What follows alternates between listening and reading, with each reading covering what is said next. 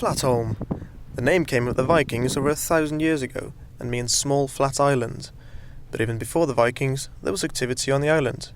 This is the history of Flat Holm. Our first recorded visitor to the island was a gentleman called St. Caddock, who used to come over for a bit of sort of religious peace and tranquility. And then since then we've had Viking invaders taking refuge on the island.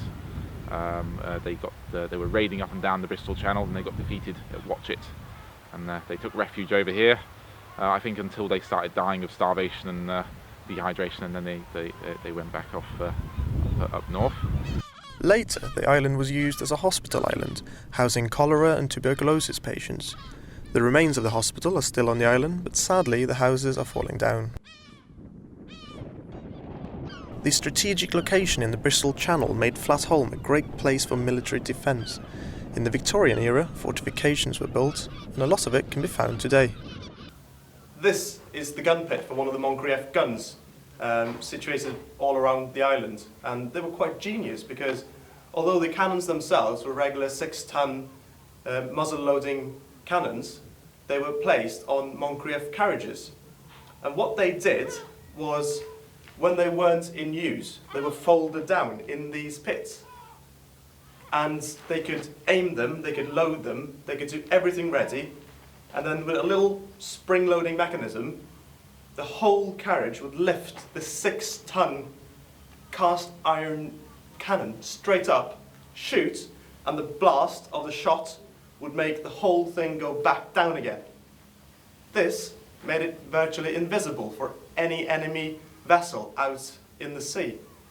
A fantastic invention.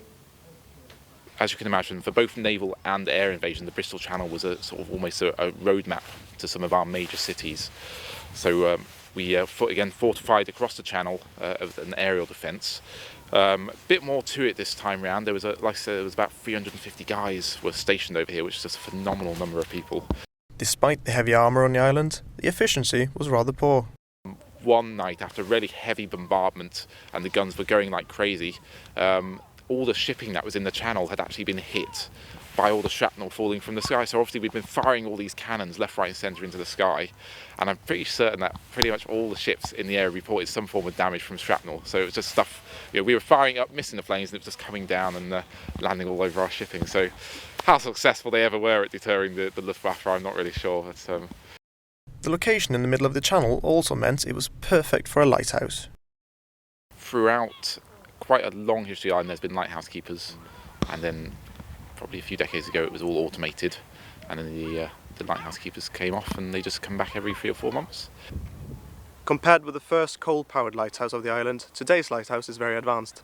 It's powered exclusively by solar panels and it's lit by 7 light bulbs, but they might not be what you expect. They are these, and 7 of these can light up 16 miles in each direction.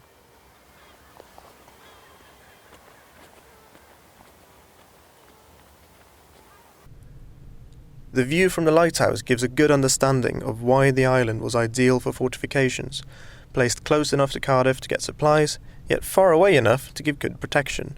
This, however, was an opportunity not to be missed by another group of seafarers, the smugglers. Flat Holm was a perfect location for smuggling. The smugglers obviously had much better boats, and they could come in here, drop off a lot of supplies and stock. There are actually some caves over on the east side of the island below the Foghorn station, which we believe were the smugglers' principal sort of hidey holes for their bits and pieces. All they could do was sit there on the mainland with a gigantic telescope and watch all these smugglers' boats pull up to Flat Holm, unload all their gear, and then at night time they could just about see another boat coming in and taking all the supplies, and then obviously sneaking onto the mainland. So it was very successful for smuggling for quite a while. Today the smugglers are gone and only remnants of the island's war history is to be found. But as an important habitat for seagulls, the island still has a purpose. Its future is uncertain, but the history will never disappear.